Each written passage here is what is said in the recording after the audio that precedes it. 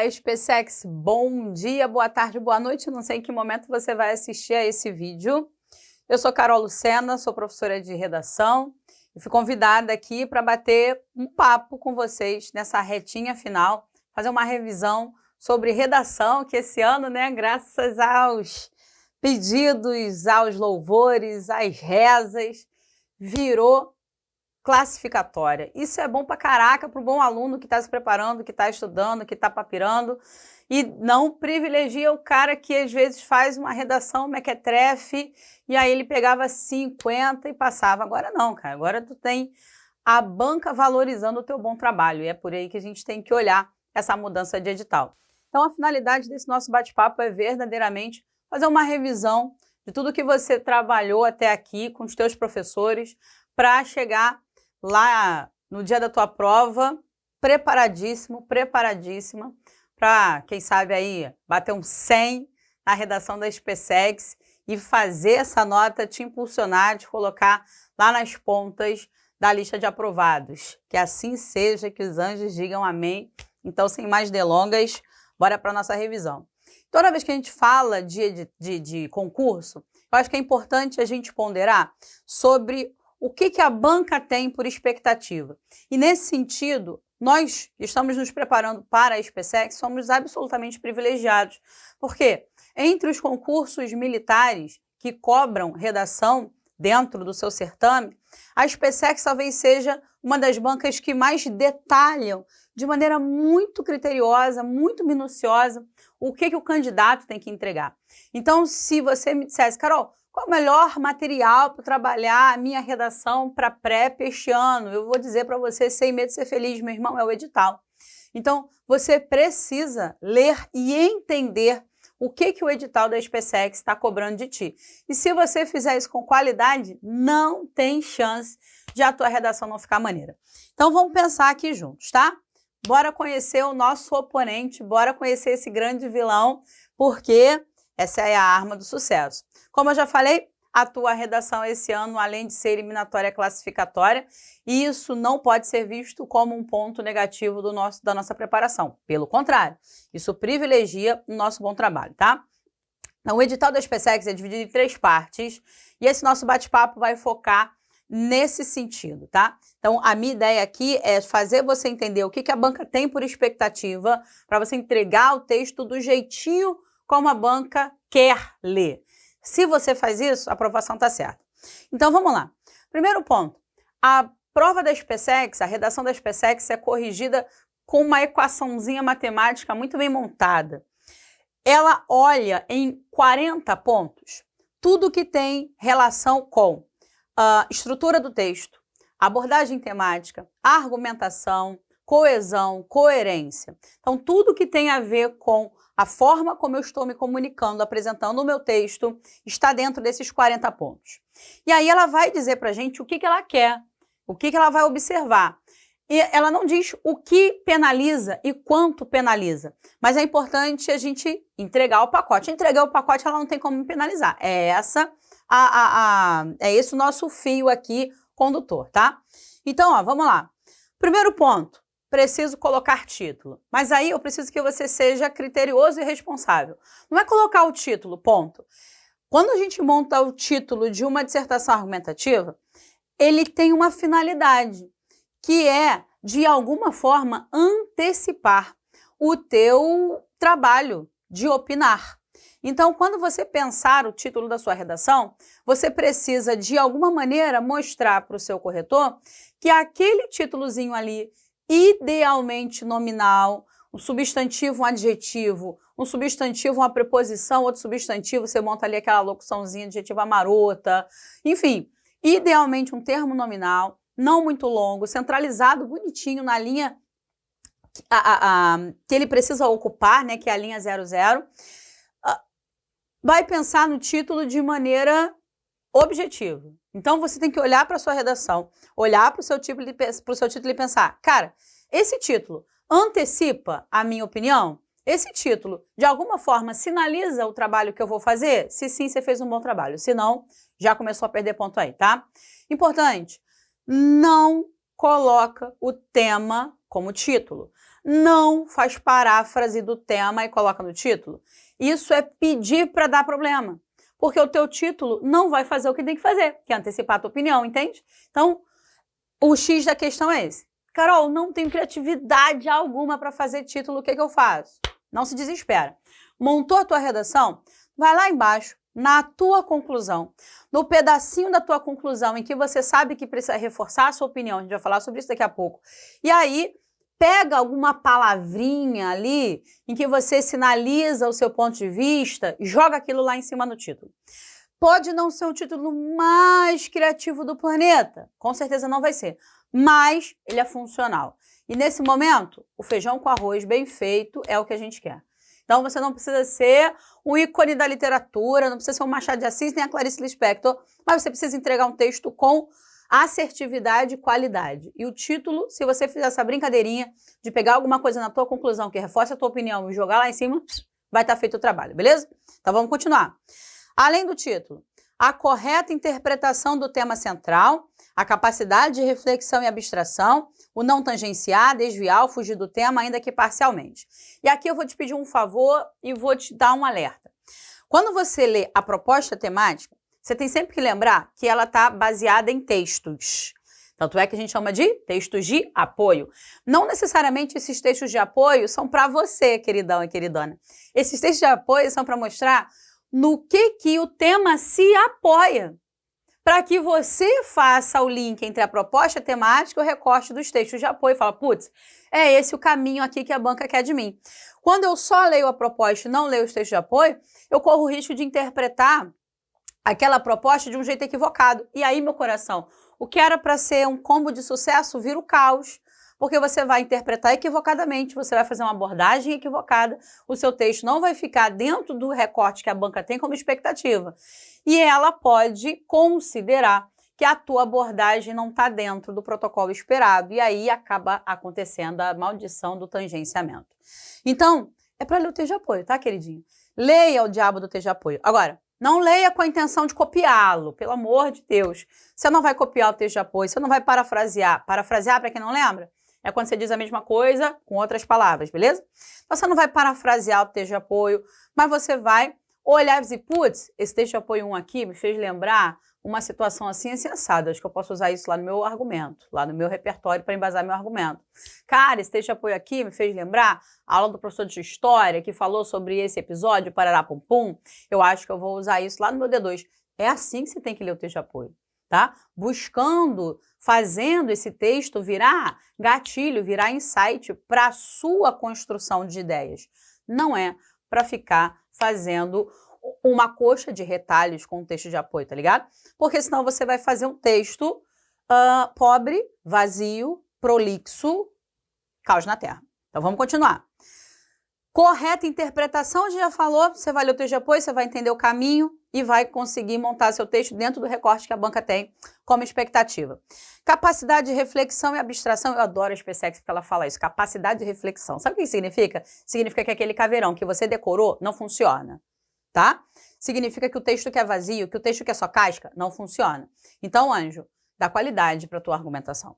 É isso que significa. Reflita sobre. Eu fico insana quando eu vejo o aluno tentando fazer redação como se fosse uma questão de marca X. Vral, tá pronto. Não é assim, cara. Tu tem que dar tempo pro teu cérebro concatenar as ideias, pensar, ponderar, relacionar, refletir. Dá tempo. E acredita em mim, dá tempo. Se você organizar ali a sua gestão das questões, você consegue fazer tudo bonitinho, organizadamente. Então, não fica desesperado para fazer a redação rápido. Porque aí você vai fazer uma redação ruim. Organiza, pensa, anota. Putz, essa ideia não é legal. Putz, essa ideia não ficou maneira. Ah, eu não sei falar sobre isso aqui. Faz o teu planejamento de texto com qualidade, sabe? E aí vamos seguir. A estrutura dissertativa canônica, com introdução, desenvolvimento, conclusão, em que não haja características de relato puro, por recorrência e predominância de verbos no pretérito. Eu vou falar sobre isso um pouquinho mais na frente, tá? E aí, a sua introdução deve apresentar o assunto geral, a delimitação do tema, o posicionamento claro do candidato. No desenvolvimento, deve ocorrer a abordagem do tema, a apresentação de no mínimo 2 ideias forças, ou seja, 2 argumentos e o aprofundamento necessário. Eu vou falar sobre isso melhor daqui a pouco. Havendo clara feição persuasiva, o nível de conhecimento sobre o tema e a maturidade. Olha que palavra magnífica, maturidade das ideias apresentadas. Então, o texto que é vazio, o texto que é decoreba, o texto que, entre aspas, usa um repertório que serve para qualquer tema, não é um texto maduro. E a SpaceX não quer o cara que não sabe refletir sobre o próprio texto dentro da sua academia. Entende? O botão de alerta que eu estou tentando ligar aí na sua cabecinha. E aí a conclusão. Deve haver na conclusão a retomada, a ratificação. Ratificar, para quem não lembra, é confirmar, reforçar do seu posicionamento e um fecho. Vou falar sobre o fecho mais à frente, tá? Tentei aqui deixar tudo bem esquadrinhadinho para a gente prestar atenção aos detalhes. E aí, alguns pontos eu vou voltar depois para reforçar. Então, esses são os 40 pontos que eu ganho, de um total de 100. Agora, vem as penalizações. A P1 é tudo que tem a ver com linguagem, com a forma como eu uso a linguagem.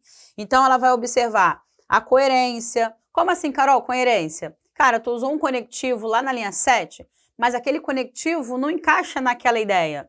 Você usou um conectivo adversativo, um entretanto, mas na verdade você queria fazer uma conclusão, por exemplo, e aí você confundiu as formas. Você usou o entretanto, mas você queria um portanto. Você usou um conectivo, mas esse conectivo não ficou lógico dentro da sua frase. E aí você perde ponto na coerência textual. Ou você trouxe uma ideia, mas não soube explicar essa ideia com qualidade. Você deixou o texto desorganizado ali na linha 15. E aí você está perdendo ponto porque a estrutura frasal não está clara o suficiente, entende? Então, tudo tem a ver com a forma como você organiza e constrói as suas ideias, o que significa dizer a tua organização sintática, o teu domínio de gramática para saber se comunicar com qualidade. É isso, tá? Coesão textual, a gente tem que olhar sempre para 2 vieses quando fala de coesão. A concatenação, que é juntar as partes do texto, e as estratégias para evitar repetição de palavras. Então, cuidado com queísmo, cuidado com gerundismo e cuidado com ficar usando a mesma palavra 700 vezes. Recorra a diferentes estratégias para dar qualidade para a tua construção frasal. A concisão, que é dizer o máximo com o mínimo de palavras, é ser preciso, é ser objetivo. A precisão, que é a irmã gêmea da concisão, então eu consegui ir ali no X da questão necessariamente e não tornar o meu texto prolixo, que vai aparecer aqui daqui a pouquinho. A originalidade, a estilística, ou seja, a estrutura frasal adequada, com períodos gramaticalmente íntegros, a minha letra, a minha rasura, tudo isso está dentro da forma como eu estou apresentando o meu texto, que até transcende a questão linguística propriamente dita. E aí, ó, haverá penalizações para prolixidade ou repetição viciosa. Não consigo sair da mesma ideia, fico ali repetindo a mesma informação, ou então eu não fui cirúrgica, eu usei 5 linhas para dar uma ideia que eu poderia usar uma. Isso vai fazer o meu texto ficar vazio, vai fazer o meu texto ficar superficial, expositivo, e aí, ó, só porrada na cabeça.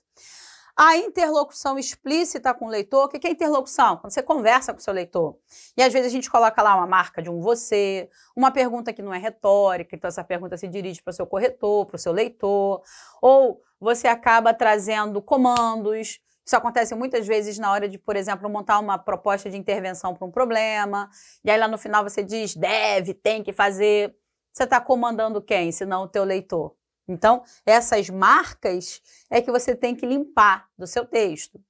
Apelo à emoção, aquele texto que acaba fechando com todos tem que fazer, tem que mudar, e elelé. Coloquialismos, gírias, marcas de oralidade, clichês, omissão de ideias, transição lógica, raciocínios falaciosos.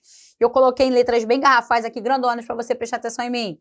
Analogias e citações despropositadas. Por exemplo, pensadores, textos e obras de arte desconectados da proposta. O que é isso, coraçãozinho? Você escolheu usar na sua redação o bom e velho Thomas Hobbes. E aí você gravou aquela frase icônica, o homem é o lobo do homem. Mas você não conseguiu relacionar o homem é o lobo do homem com um tema que é, sei lá, desemprego. Ele vai ficar o homem é lobo do homem, o assunto é desemprego e você não deu match. A sua banca vai olhar e vai dizer, putz, esse Robson não está fazendo nada aqui não. Você vai ser penalizado por isso. Ou você caiu naquela falácia perigosíssima de hahaha, esse repertório aqui, meu irmão, serve para qualquer tema. Eu tenho medo dessa frase, aspas. Essa ideia serve para qualquer tema. Meu amigo, a probabilidade disso dar problema é absoluta. Não existe isso, uma ideia que serve para qualquer tema, isso é maluquice. O cara que vende uma ideia dessa tinha que ser preso, na minha opinião, porque você está colocando em risco todo o teu projeto de texto, porque você acha que aquele repertório X serve para qualquer tema. Não serve. Então, seja responsável na hora de você montar a sua frase, na hora de você montar o seu parágrafo, tá? É muito mais interessante você pegar o episódio do Ben 10, do Naruto, o joguinho de videogame que você jogava quando era moleque, o desenho que você via quando era criança, o filme, o livro. É muito mais producente, produtivo, do que você pegar uma frase de um teórico que você nunca estudou, que você só decorou, você não sabe o contexto, você não entende que metáfora é aquela, e taca na tua redação porque você viu que isso funcionou no texto de outro cara que tinha outro pensamento. Entende como não faz sentido fazer isso? É se colocar numa zona de risco absoluta. Não faz sentido, tá? E aí, a apresentação sem rasura, emprego de letra padrão com capricho. Então, desenha a sua letra bonitinho, porque o seu corretor não vai ficar tentando decodificar meu coração. O que você quis escrever na linha 10.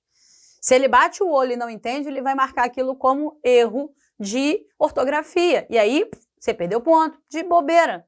Então, atenção a isso, tá? E a marginação adequada.